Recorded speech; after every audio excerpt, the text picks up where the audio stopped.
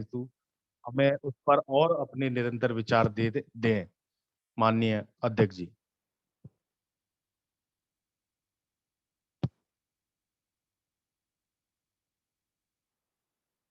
माननीय राष्ट्रीय अध्यक्ष जी, माननीय धर्म प्रकाश भारती साहब, अगर मेरी बात को सुन जी, रहे हैं। जी मेरी आवाज आ रही है? जी सर, आ रही सर। अभी आ रही है? अभी आ रही है सर, अच्छी आ रही है।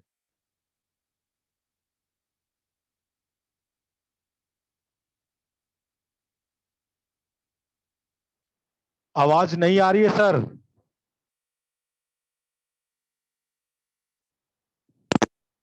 अभी आवाज आ रही है? मैंने लीड लगाई थी माइक की। अब आ रही है सर, अब आ रही है। पहले नहीं आ रही थी? नहीं। अच्छा चलो कोई बात नहीं, अब आ रही है ना? पहले नहीं आ रही थी, कोई बात नहीं। सभी महापुरुषों को, संत गुरुओं को नमन करते हुए आज की वेबिनार की अध्यक्षता कर रहे हमारे राष्ट्रीय उपाध्यक्ष माननीय धम्मप्रिय प्रशांत साहब, मीटिंग में उपस्थित हमारे राष्ट्रीय कार्यकारी अध्यक्ष बादल साहब, देश भर से जुड़े सभी संयोजक साथी, सभी साथियों को मेरा सादर जय भीम, नमो बुद्धाय। साथियों, कुछ महत्वपूर्ण बातें साथियों ने रखी हैं और जैसा आज का विषय था कि संगठन का विस्तार, तो विस्तार के संबंध में सबसे पहले हमारे जो वक्ता थे माननीय जोगेंद्र नाथ सरकार कलकत्ता से, तो उन्होंने काफी बहुत सही और सटीक अपनी उन्होंने बात रखी।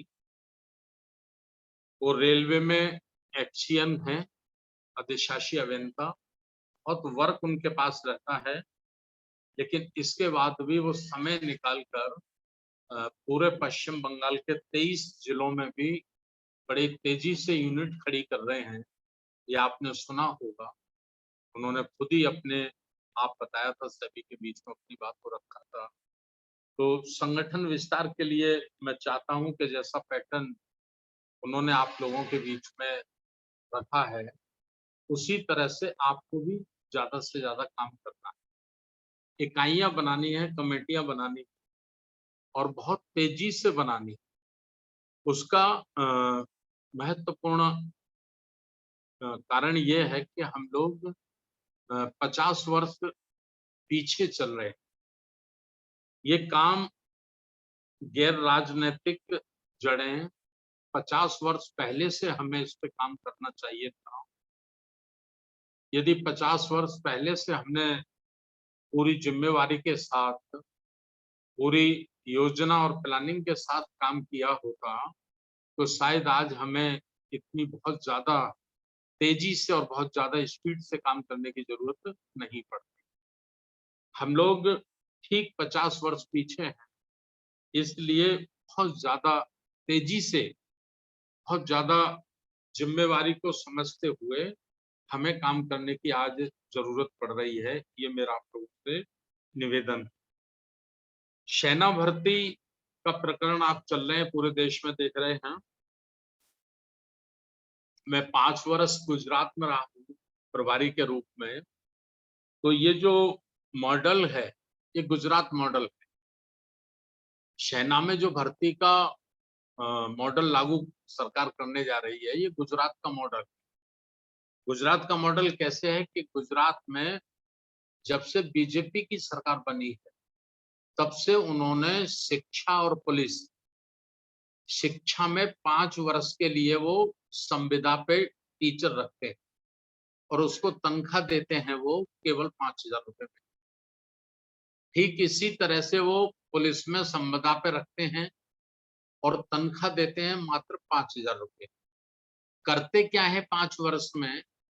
5 वर्ष में वो प्रेरित करते हैं उन लोगों को जिनको वो टीचिंग में रखते हैं, टीचर बनाते हैं, उन लोगों को जिनको वो पुलिस में भर्ती करते हैं, उन लोगों को वो प्रेरित करते हैं कि वो शाखा ज्वाइन कर लें। शाखा ज्वाइन कर लें उनकी शाखा में जाने लग जाएं। ब्राह्मणवादी जो मनु स्मृति को लाना चाहते हैं, उसके समर्थन में जो साहित्य हैं, उन साहित्यों को पढ़ने लग जाएं और उसके बाद उनका माइंड मेकअप करते हैं मनुवादी व्यवस्था के लिए, वर्ण व्यवस्था के लिए, जाति व्यवस्था के लिए। और जिन जिन का माइंड मेकअप हो जाता है, जो उनके शिकंजे में आ जाते हैं या उनके चक्रव्यूह में आ जाते हैं, उनको वो परमानेंट कर देते हैं। और जो उनके चक्रव्यूह में नहीं आते, खास करके एससी एसटी ओबीसी के लोग, खास करके एससी एसटी ओबीसी के लोग जो उनके चक्कर में नहीं आते हैं, उनको वो निकाल देते हैं। यही पैटर्न अब वो सेना में उन्होंने लागू किया है। सेना में लागू किया है और उन्होंने कह दिया है कि 25% को हम परमानेंट कर लेंगे और 75% को हम निकाल देंगे।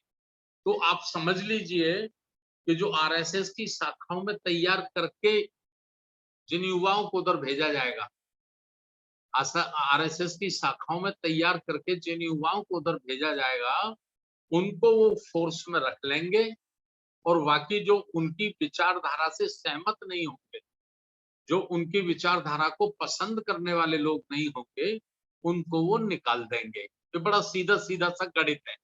इस गणित तक सारे लोग नहीं पहुंच पाएंगे। बहुत कम, लाखों करोड़ों लोगों में बहुत कम लोग इस गणित तक पहुंच पाएंगे, जिन्होंने मनुवादी व्यवस्था को, आरएसएस को बहुत अच्छे से समझा होगा। वही समझ पाएंगे इस गणित को। ये तो मैंने आपको एक गणित बता दिया। दूसरा, जनरली हम जब बात करते हैं तो जो मिलिट्री में जाएगा, नौकरी करेगा, जिसके हाथों में हमारे देश की सुरक्षा होगी, उसको पहले से ही पता होगा कि 6 महीने मेरे ट्रेनिंग में निकल गए, अब मेरे पास मात्र 3.5 वर्ष बचा है या 3 वर्ष बचा है, तो इसके बाद मेरे को नौकरी से बाहर निकाल दिया जाएगा। उसको ये भय रहेगा, डर रहेगा, तो वो कभी भी एक मुश्त होकर, यानी अपने दिल पर लेकर, अपनी जान को हथेली पर रखकर सेना में, सेना के लिए काम नहीं करेगा, देश के लिए काम नहीं करेगा, क्योंकि उसे हर समय कभी भी बाहर निकलने का डर हमेशा सताता रहेगा। तो ये सारी उथल-पुथल, ये जो पूरे देश में की जा रही है, ये इसको करने के पीछे एक बड़ी प्लानिंग है, जो मैं आपको बहुत लंबे समय से अवगत करा रहा हूँ। हमारे लांगी साहब ने कहा कि हमने कुछ बच्चों को तैयार किया है, तो मैं सभी से निवेदन कर रहा हूँ कि कुछ बच्चे ऐसे तैयार करिए जिनको हम सेंटर ऑफिस पर इंटर तक हमारा अपने पास कॉलेज है, प्राइमरी से लेके इंटर तक ये हमारा अपना खुद का है। और इसके बाद हमारे पास समाज का डिग्री कॉलेज है। हमें पंचशील डिग्री कॉलेज, जिसको पूरे समाज ने मिलके बनाया है, उसको बनाने में बहन जी का बहुत बड़ा सहयोग है। बहन जी हमको 5 एकड़ जमीन भी दी और 1 करोड़ रुपया भी, ये जो मुख्यमंत्री रहते उन्होंने डिग्री कॉलेज के लिए दिया था। पंचशील कॉलेज था, इंटर कॉलेज था, उसी को इंटर के साथ-साथ डिग्री भी कर दिया गया। तो पूरी एजुकेशन की व्यवस्था अपने पास है, आगरा में है। हम लोग बच्चों को ग्रेजुएशन तक करा सकते हैं, लेकिन उसमें विशेष ध्यान यही रखना है कि जो धम्म प्रचार प्रसार के लिए जिनको तैयार करना है, जो लंबे समय तक इस देश में मानवतावादी व्यवस्था के लिए, श्रमण संस्कृति के लिए, महापुरुषों की विचारधारा के प्रचार प्रसार के लिए जो लोग काम करना चाहते हैं, तो उन्हीं साथियों को, उन्हीं बच्चों को उसमें ज्यादा लाना है। जनरली ओपन नहीं है ये कि कोई भी बच्चे आ जाएं, क्योंकि सबका खर्चा हम लोग नहीं उठा पाएंगे। हम सबको उनका खर्चा उठाना है, पढ़ाई का खर्चा, खाने का खर्चा, कपड़े का खर्चा, दूध, चाय, किताब, कॉपी का खर्चा। अगर कोई बीमार पड़ेगा तो उसका दवाई का भी खर्चा होगा। तो ये सारे खर्चे हम जनरली बच्चों के लिए नहीं उठा पाएंगे। हम उन्हीं बच्चों के लिए उठा पाएंगे जिनसे हमें ये उम्मीद होगी कि ये बड़े होकर अपने जीवन को धम्म प्रचार प्रसार के लिए समर्पित करेंगे या लगाएंगे। उन्हीं बच्चों पे बड़ा क्लियर सा मैं ये कह रहा हूँ, आप मेरी भाषा समझ लीजिए, है ना? तो इस पे आप विशेष ध्यान रखिए, एक ये है। दूसरा हमारे राम प्रसाद बौद्ध जी ने, जो हमारे झारखंड के संयोजक हैं, उन्होंने कहा कि लुम्बिनी का जो प्रोग्राम रहेगा तो उसमें वही लोग जा पाएंगे जो 100 सदस्य बना सकें। तो इसकी जो परिभाषा है ये मैंने पहले भी बताई थी और मैं एक बार दोबारा से फिर आप लोगों के बीच में बता देता हूँ इस परिभाषा को। ये है कि हमको ग्रास रूट पर संगठन तैयार करना है और मेहनत करने वाले लोगों का सिलेक्शन करना है, जो मेहनत कर सकें, जो पब्लिक के बीच में जाकर बाबा साहब के अनुयायियों के बीच में जाकर, कांशीराम साहब के अनुयायियों के बीच में जाकर, साहू फूले अनुयायियों के बीच में जाकर जो ग्रास रूट पे वर्क कर सके, काम कर सके, तो ऐसे लोगों का सिलेक्शन करना है। मतलब उनको उनको क्या कह सकते हैं, उनको सिलेक्शन तो इंग्लिश हो गई, हिंदी हो गई, हिंदी क्या होगी समझ में नहीं आ रही मेरी। चेन उनका चेन करना है। तो अब उसका मानक क्या होगा? मानक क्या होगा, कैसे पता चलेगा कि कौन व्यक्ति समाज के बीच में जाके वाकई काम करता है? तो इसका ये मानक हमारे दिमाग में आया कि ये मानक हम लोग रख सकते हैं कि 100 मेंबर जो राष्ट्रीय बौद्ध महासभा के जो व्यक्ति बनाता है, इसका मतलब वो 100 लोगों तक जाता है, 100 लोगों को कन्विंस करता है, 100 लोगों के बीच में मिशन की बात रखता है और मेंबर सिर्फ 100 रुपए है, तो 100 रुपए वो सामने वाले से निकलवाता है।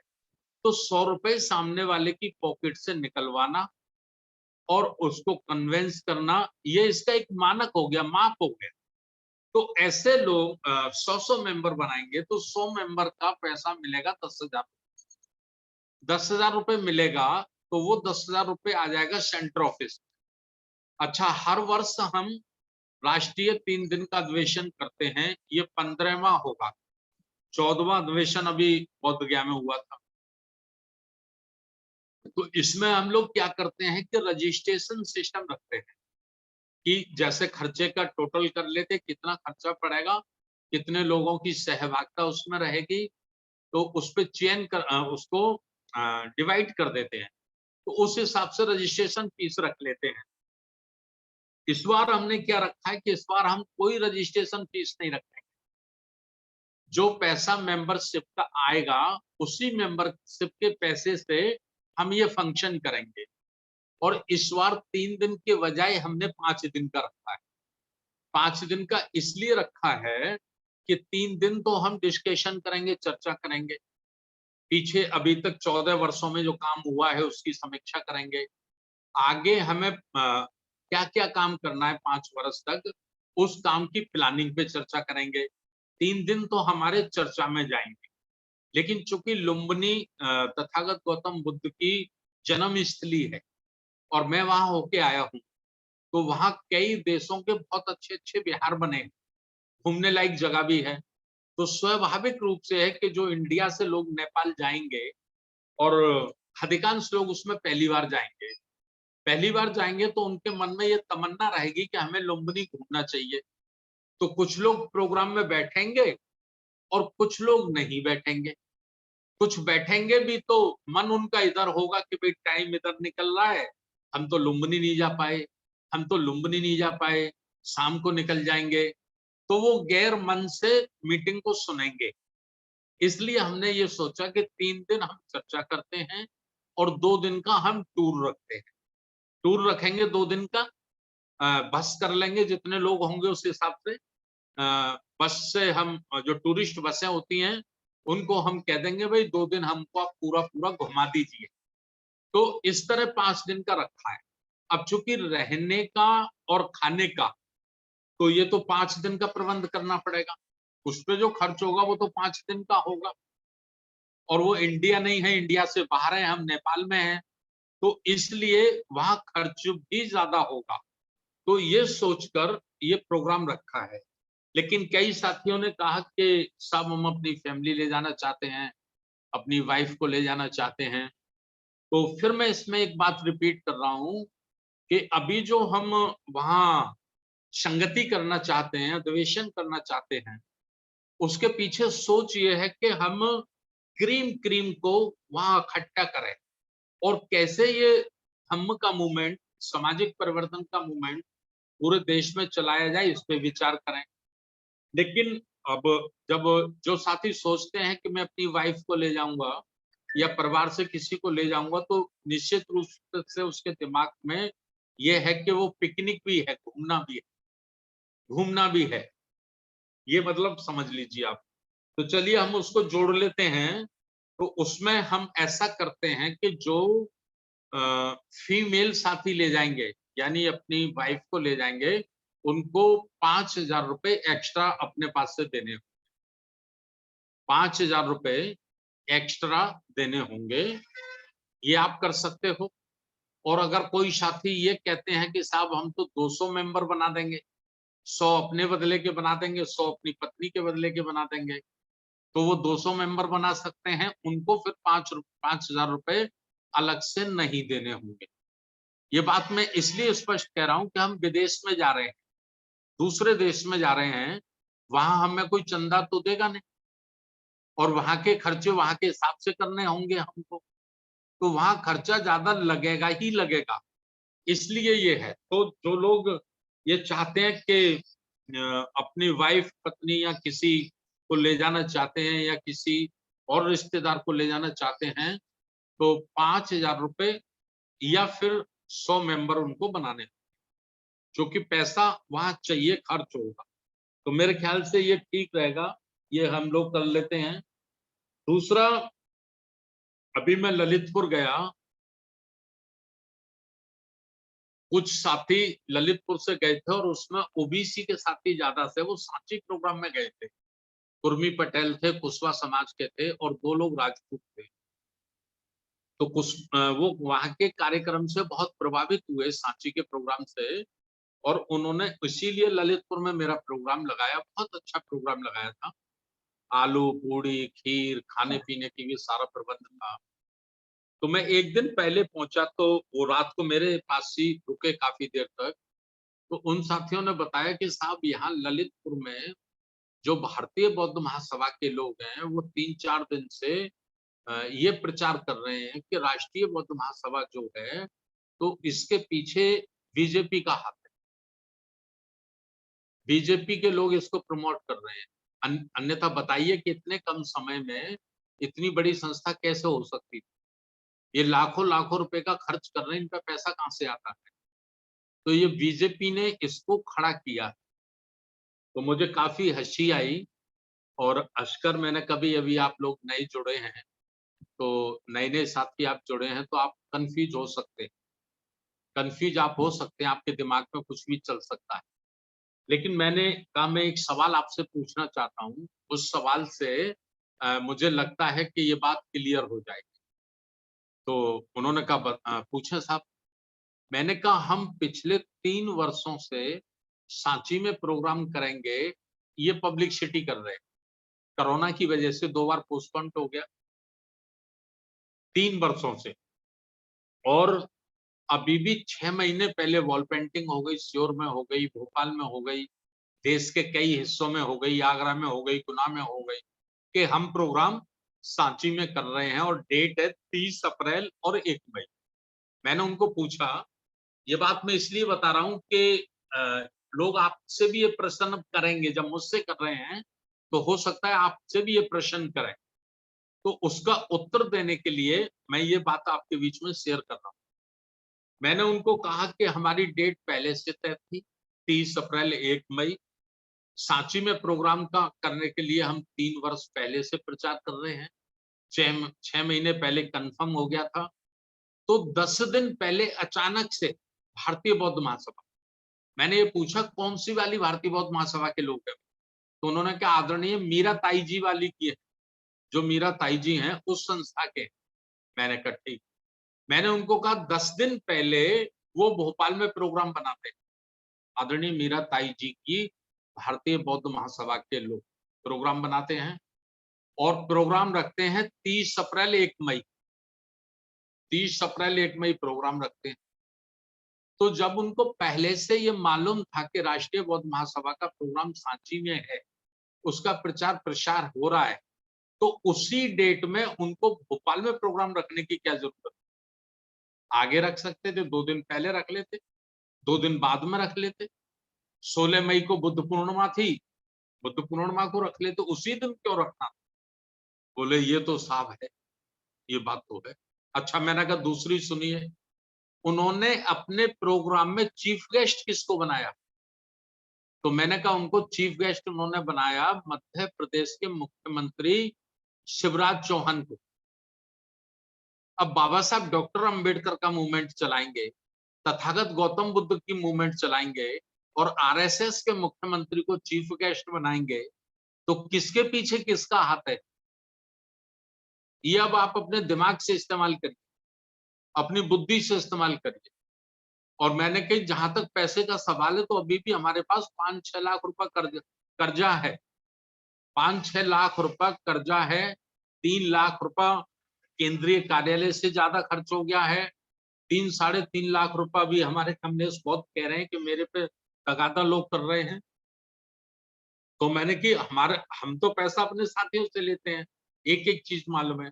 तो मुझे याद आया कि जिस वक़्त जब हमारा बसपा का मूवमेंट फल फूल रहा था, बड़ी तेजी से चल रहा था, 2-2 लाख, 3-3 लाख की रैलियां मान्यवर काशीराम साहब की सभाओं में हो रही थी। आरक्षण समर्थक जनसभा, जाति तोड़ो भाईचारा जोड़ो सम्मेलन।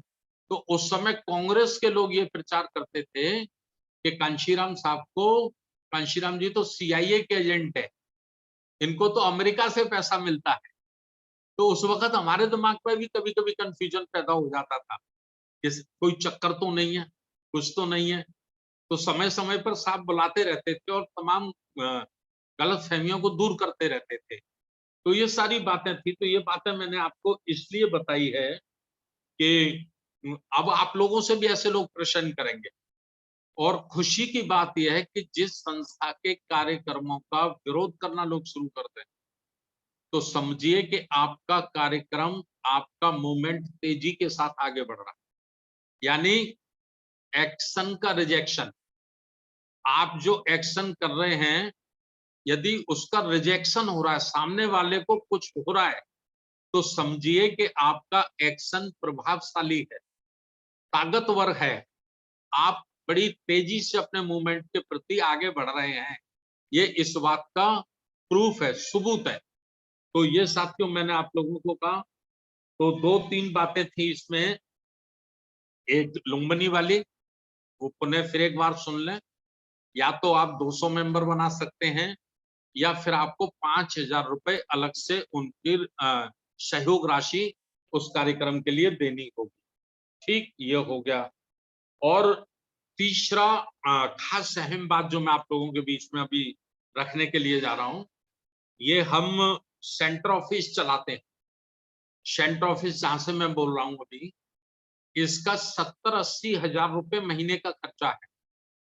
जिस जूम पे हम लोग मीटिंग करते हैं, 14,000 रुपए महीना तो इसका रेंट है। 5-7 लोग यहाँ काम करते हैं, उनको भी कुछ ना कुछ देना पड़ता है। रेंट नहीं है, किराया नहीं है, क्योंकि ये गौतम बुद्ध इंटर कॉलेज की बिल्डिंग है, यहीं पर हम एक गेस्ट हाउस बनाए हैं, वहीं एक ऑफिस बनाए हैं, वहां से ये काम चलता है। तो 70-80 हजार रुपए महीने का ये खर्चा है। तो साथी लोगों से हम लेते हैं, लेकिन पूरा नहीं निकल पाता। हर बार परेशानी रहती है, कभी-कभी 2-2 महीने, 3-3 महीने साथी लोगों की तनख्वाह रुक जाती है।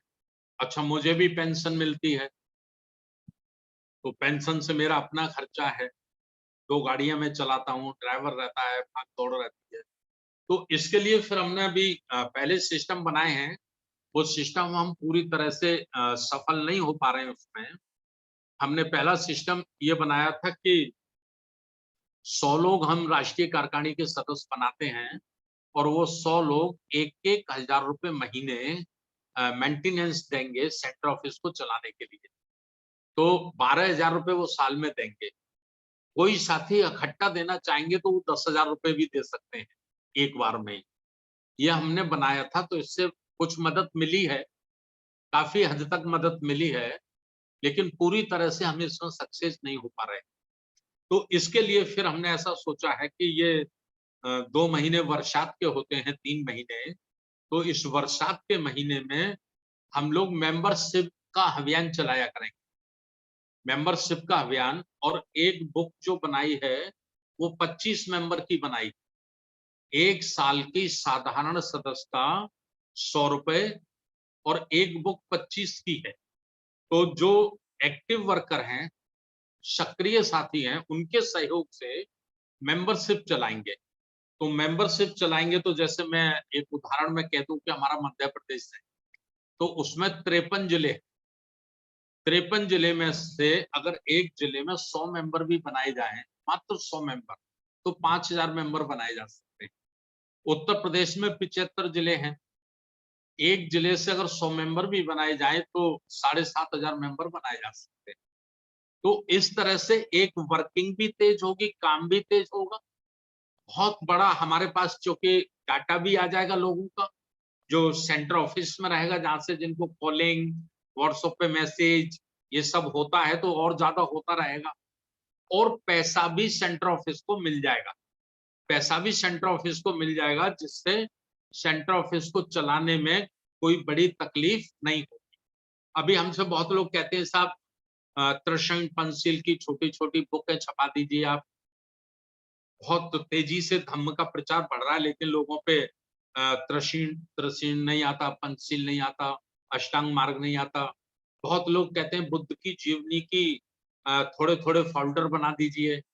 इसकी ज़रूरत है, ये ईसाई करते हैं।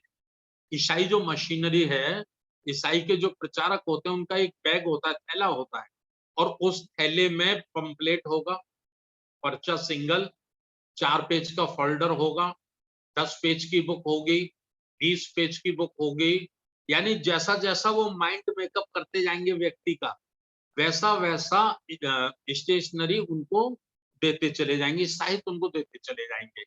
और जब वो परफेक्ट हो जाता है, तो फिर उसको चर्च में ले जाते हैं, चर्च में ले जाकर उसके संस्कार करते हैं और उसको बाइबिल दे देते हैं। हम लोग क्या करते हैं? हम लोग सीधा बुद्ध और उनका धम्म दे देते हैं, इतनी मोटी बुक। अब उसका माइंड मेकअप हुआ नहीं, उसके अंदर रुचि पैदा हुई नहीं, चाहत पैदा हुई नहीं, और हम उसको सीधा बुद्ध और उनका धम्म, बड़ा ग्रंथ पकड़ा देते हैं। वो सम्मान के साथ ले जाके उसको अलमारी में सजा देता है।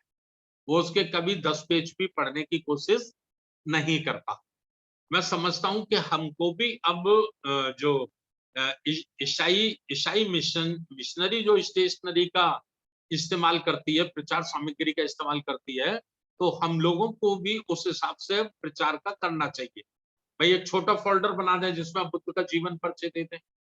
फिर थोड़ा-सा बड़ा बना दें जिसमें उनका कैसे उनको बोधि प्राप्त हुई, कहाँ उनका धम्म चक्र प्रथम ध धम्म चक्र प्रवर्तन हुआ।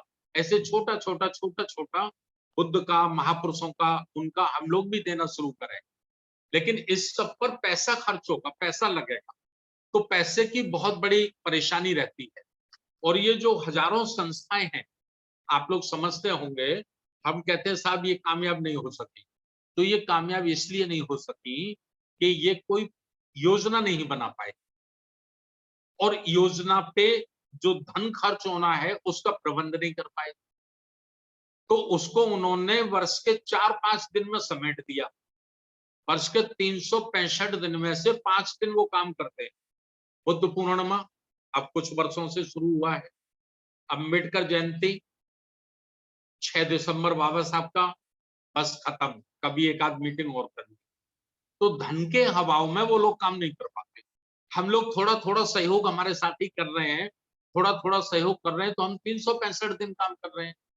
हफ्ते में 3 दिन तो वेबिनार पे ही हम लोग काम कर रहे हैं, उसके बाद भी काम कर रहे हैं, लेकिन ये गति हमको बढ़ानी है, ये स्पीड हमको बढ़ानी है। तो इसलिए ये मैं आपसे निवेदन करता हूँ कि 1 जुलाई से 31 अगस्त तक 2 महीने तक हम सदस्यता अभियान चलाएँगे बड़ी तेज़ी से, और इसके लिए बुक छप के आ गई हैं सेंटर ऑफिस में।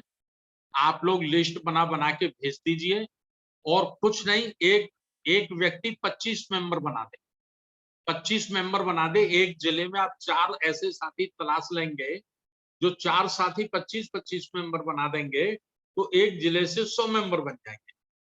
तो उसकी लोगों का डाटा भी आएगा, पब्लिसिटी भी होगी, प्रचार भी होगा, लोग सीधा राष्ट्रीय बौद्ध महासभा से जुड़ेंगे और मेंबरशिप का जो पैसा आएगा उससे हम सेंटर ऑफिस चला लेंगे।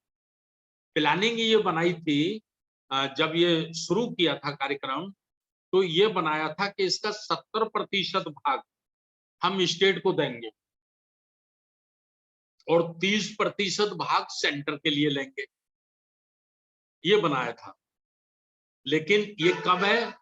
जब स्टेट में ऑफिस हो, सेक्रेटरी हो, वहां से स्टेट का काम चले।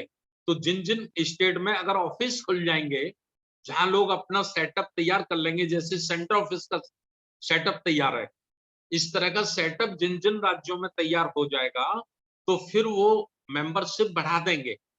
मेंबरशिप बढ़ा देंगे, ज्यादा जब काम होगा तो बढ़ेगी निश्चित रूप से, और जब वो बढ़ेगी तो उसका 70% पैसा स्टेट में खर्च होगा, राज्य में खर्च होगा, राज्य में धम्म के आंदोलन को आगे बढ़ाने के लिए, और 30% सेंटर को मिलेगा। तो सभी राज्यों से 30% सेंटर को मिलेगा तो सेंटर का काम भी चल जाएगा, और 70% में हमारे राज्य का काम भी चल जाएगा। लेकिन चूंकि अभी तक हमारा सेंटर का कोई दफ्तर कहीं नहीं खुला है, मध्य प्रदेश के साथियों ने खोला था और उनपे कुछ किराया भी उधार हो गया है, कर्जा हो गया है वहां, लेकिन जिसको बिठाला था वो व्यक्ति ने वहां काम नहीं किया। वो अंदर ही अंदर ग्रुपिंग करने में लगा रहा, अपनी तैयारी में करने में लगा रहा, लेकिन उसने आरवीएम का काम नहीं किया। इसलिए अभी वो दफ्तर भी बंद है। लेकिन इस वर्ष जो आपको मेंबरशिप चलानी है, ये सेंटर ऑफिस के लिए चलानी, मेंबरशिप चलानी है, और इनमें जो 100 मेंबर बना लेंगे, जो साथी चिन्हित किए हुए हैं, टारगेट दिया गया है कि किस राज्य से कितने लोग जाने हैं, वो 100 मेंबर जो बना लेंगे वो लुम्बिनी के लिए वो जाएंगे, वो लुम्बिनी के कार्यक्रम में जाने के लिए अधिकृत होंगे। और जो 25-25 मेंबर बनाएंगे, 50-50 मेंबर बनाएंगे, वो लुम्बिनी नहीं जा पाएंगे, उनका लुम्बिनी के कार्यक्रम में नहीं रहेगा, वो सूचीबद्ध रहेगा। उसमें पूरे देश से केवल 300 लोग, 37 राज्यों से मात्र 300 लोग ही उसमें भाग लेंगे, 300 लोगों की ही वहां व्यवस्था होगी। तो ये विशेष बातें मैंने आज की रखी हैं। खास बातें 1 जुलाई से हमको मेंबरशिप शुरू करना है, खास बात। दूसरी बातें, फिजिकली मीटिंगें आप लोग शुरू करिए। आप लोग चाहे 10 लोगों के बीच में बैठ के चर्चा करिए, लेकिन करिए, और रोज काम करिए, रोज। कुछ नहीं कर सकते हैं, कुछ नहीं कर सकते हैं, तो एक दिन में आप कम से कम 10 लोगों से टेलीफोन पे बात करिए। जैसे आपका पूरा दिन खाली जा रहा है, आज कुछ नहीं कर पा रहे हो, मैं करता हूं, ये मेरे जीवन में। मैं जब जब आगरा रहता हूं तो मैं किसी 2 लोगों के घर जाके चाय पीता हूं, और चाय शर्तों पे पीता हूं, फोन में करता हूं। मैं कहता हूं करदम साहब आपके घर चाय पीने का मन है, वो कहते हैं आ जाइए साहब, बहुत अच्छा लगेगा। मैं कहता हूं ऐसा करना, अड़ोस पड़ोस से 5-7 लोग और बुला लेना, उनको भी मेरे साथ चाय पिला लेना। तो मेरी आदत से वो वाकिफ है, ये मेरा रूटीन बीएसपी से ही था, जब मैं बीएसपी में काम करता था तब से मेरा ये रूटीन है। तो वो कहते हैं हम समझ गए आपको 1 घंटा कैडर देना है, बुला लेंगे सर, बुला लेंगे, आप आ जाइए।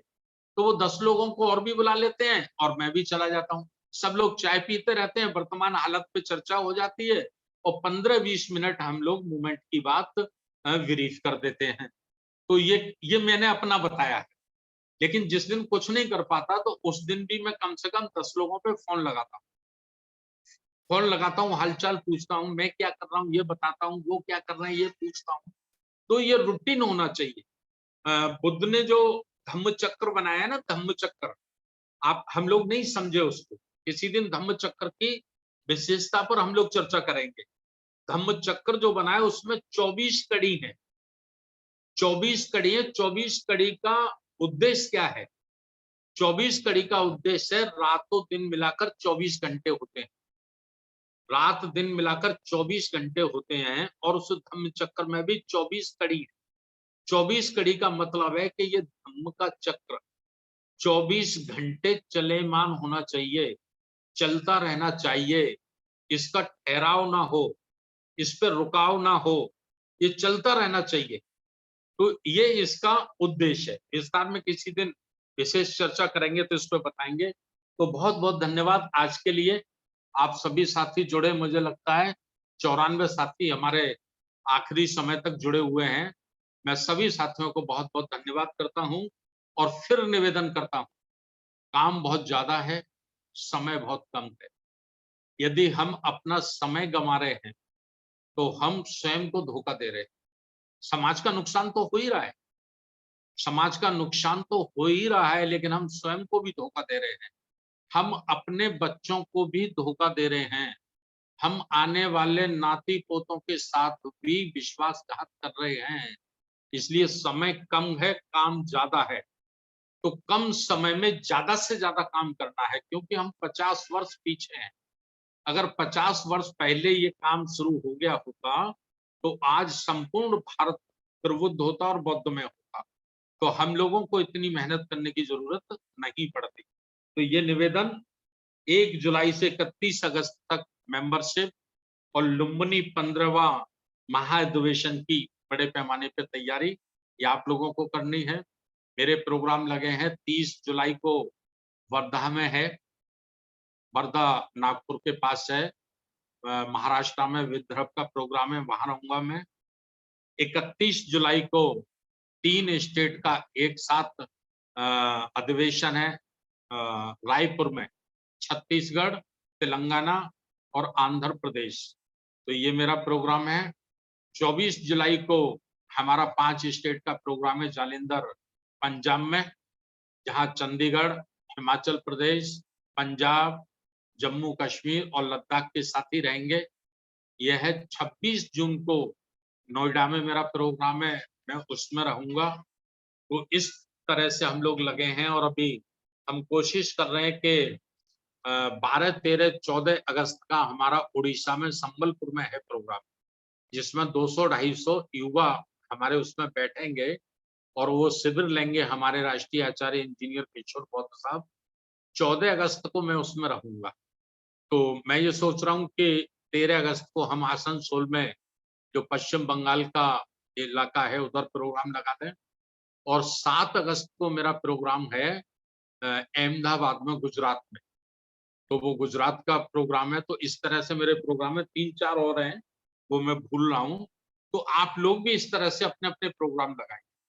जितने भी और हमारे प्रदेश के 5 संयोजक हैं, अगस्त को वो भोपाल में जिले रहेगा सर। वाइज़, मंडल वाइज़ अपनी सेमिनार, संगोष्ठी, बैठक, चाहे 10 लोगों में ही हो, चाहे 20 लोगों में ही हो, चाहे केवल दरी बिछाकर ही आप लोग बैठे, लेकिन संगति करते रहिए, धम्म चर्चा करते रहिए। यही एक सूत्र है जो इस देश की लोकतंत्र को बचा सकता है, मानवता को बचा सकता है, संविधान को बचा सकता है। यही सूत्र है, यही हम बहुजनों की ताकत है। इसे समझना है और समझकर इसका इस्तेमाल करना है। बहुत-बहुत धन्यवाद। नमो बुद्धाय, जय।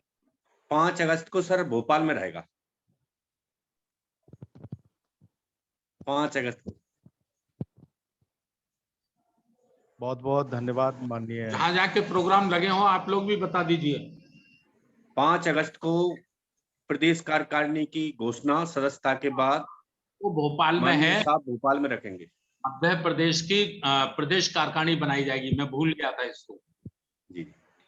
बहुत-बहुत धन्यवाद।